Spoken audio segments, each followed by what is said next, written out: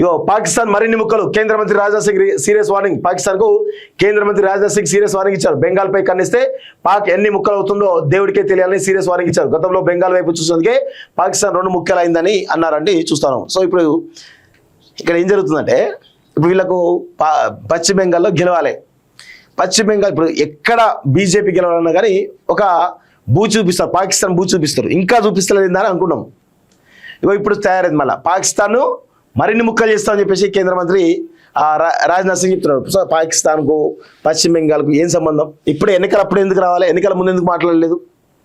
ఇంకా నయం America Iran సంబంధించి యుద్ధం మేమే ఆపినామని చెప్పేసి ఇంకా అంటలేరేమో, అది కూడా అంటారేమో. మోడీ కృషి వల్లనే ఇరాన్ ఒప్పుకున్నది, మోడీ కృషి వల్లనే అమెరికా అధ్యక్షుడు ట్రంప్ తలొగ్గిండు. సో వాళ్ళిద్దరి మధ్య శాంతి చర్చల కారణం మోడీనే. ఆ మోడీకి శాంతి నోబెల్ శాంతి బహుమతి ఇవ్వాలిగా, ఎందుకంటే ఆయన మొత్తం శాంతిని ఏర్పాటు చేసి ప్రపంచమంతా అని చెప్పేసి అది కూడా చెప్పుకుంటారేమో త్వరలో. ఏం లేదు, ఎలక్షన్ వచ్చినప్పుడల్లా పాకిస్తాన్ బూచే చూపాలి, గెలవాలి. ఎలక్షన్ వచ్చినప్పుడల్లా పాకిస్తాన్ గెలవాలి. ఇదే జరుగుతుంది. మతం చూపించాలి, గెలవాలి. పాకిస్తాన్ చూపించాలి, గెలవాలి. నిజంగా ఎవరైనా కానీ ఏ రాష్ట్రంలో అయినా కానీ గెలవాలన్నా, దేశంలో గెలవాలన్నా పాలన రిఫరెండంగా ఉండాలి. అంటే నువ్వేం మంచి చేసినావు, ప్రజలకు ఎలాంటి కొత్త స్కీమ్ తీసుకొచ్చినావు, ప్రజలు ఎట్లా డెవలప్ అయ్యారు, మా ప్రజల యొక్క పరిస్థితి ఎట్లా ఉన్నది, దేశం యొక్క ఆర్థిక పరిస్థితి ఎట్లా ఉంది, ఆర్థిక వృద్ధి రేట్ ఎట్లా ఉంది, ప్రజల యొక్క ఆర్థిక వృద్ధి రేట్ ఎట్లా ఉంది, దేశ ప్రజల్లో ఆకలి చావులు ఎట్లా ఉన్నాయి, సో మనం ఏ విధంగా ప్రజలను ఎదురించినాము, మన దానికి గల కారణాలు తీసుకొచ్చినాము, దానికి సంబంధించినటువంటి పాలసీలు తీసుకొచ్చినాము, ఇవన్నీ కూడా చూపించి ప్రజలు ఓట్లు అడగాలి. కానీ బీజేపీ ఏం చేస్తుందంటే ఒకసారేమో మతాన్ని చూపిస్తుంది, ఒకసారేమో ఎంఐఎంని బూచిగా చూపిస్తుంది, ఒకసారేమో పాకిస్తాన్ బూచి చూపిస్తుంది, ఒకసారేమో ఆర్మీ అక్కడ బార్డర్లో జరిగినటువంటి యుద్ధవాతాన్ని తీసుకొచ్చి అట్లా చూపిస్తుంది. ఇట్లా మొత్తంగా ఇదే కనబడుతూ ఉంటుంది తప్ప ఏమంటే ఎక్కడ ఎన్నికలు జరిగినా అక్కడ ఇవి జరుగుతూ ఉంటాయి. సో నేను అది అడుగుతున్నాను, మీరు నిజంగా పాకిస్తాన్తో యుద్ధం చేయాలంటే అప్పుడే ఆపరేషన్ సింధూర్ టైంలో యుద్ధం చేయాలి, మట్టు పెడితే అయిపోతుండే. ఎందుకు చేయలేదు? వెనకడి ఎందుకు వేసారు? ఎవరు ఆదేశాలు వెనకడి వేసారు? దానికి ఏమైనా కనీసం ఒప్పందాలు జరిగినాయా? ఏమైనా జరిగినాయా? మధ్యవర్తి ఎవరు చేసినారా? చేయలేదు. దానికి ట్రంప్ క్రెడిట్ కొట్టుకున్నాడు. ఇది జరుగుతున్న పరిస్థితి. ఎవరంటేనేమో ఎంఐఎంను బూచి చూపిస్తాడు.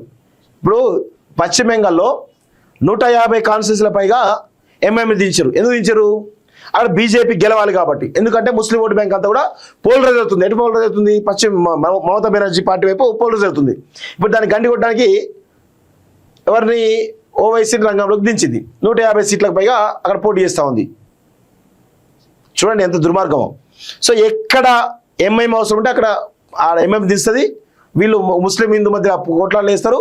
సో అక్కడ ముస్లిం ఓటు బ్యాంక్ ఎంఐఎం పోవాలి, హిందూ ఓటు బ్యాంక్ ఇటు పోలరైజ్ కావాలి. ఇదే జరుగుతూ ఉంటుంది తప్ప వేరే ఏముండదు. దేశంలో సర్వనాశనం చేస్తూ ఉన్నారు. అదే అడుగుతున్నాం మేము. ఇప్పుడు ఎంఐఎం పైన మీరు ఎంఐఎంను టార్గెట్ చేస్తూ ఉంటారు కదా. సో ఎంఐఎం టార్గెట్ చేసినప్పుడు మరి ఎంఐఎం మీ ప్రధానమైన శత్రువు అని చెప్తూ ఉంటారు కదా. మరి చెప్పినప్పుడు ఎంఐఎం ఎందుకు ఎంఐఎం పైన ఓవైసీ బ్రదర్స్ పైన ఇంతవరకు ఒక ఇన్కమ్ ట్యాక్స్ రైట్ కానీ, సిబిఐ కేసులు కానీ, ఈడీ కేసులు కానీ, ఎన్ఐఏ కేసులు ఎందుకు ఉండవు? చూడండి ఎంత దుర్మార్గం. అర్థమవుతుంది కదా ఎంత బీజేపీ చేసేటువంటి డ్రామాలు. ఇప్పుడు ఇది మళ్ళీ కొత్తగా పశ్చిమ బెంగాల్లో ఆడ గెలిచే పరిస్థితి లేదు కాబట్టి పాకిస్తాన్ బూజు చూపి పాకిస్తాన్ మరిన్ని ముక్కలు చేస్తాం, మా పశ్చిమ బెంగాల్ జోలికి వస్తాయని చెప్పేసి అంటారు. పశ్చిమ బెంగాల్ జోలికి ఎవడొస్తుండు? ఏంది ఇంత దిగజాడు రాజకీయాలు చేస్తూ ఉంటారు వీళ్ళు. మతం పేరిట, ఆ దేశాల బార్డర్ల పేరిట ఇంత దుర్మార్గం చేస్తూ ఉంటారు. అరే మీరు మంచి పని చేసినాం, గిజ్ చేసినాం ప్రజలకు అని చెప్పాలి. కానీ మతం పేరిట జరుగుతూ ఉంటుంది ఇంత దుర్మార్గం.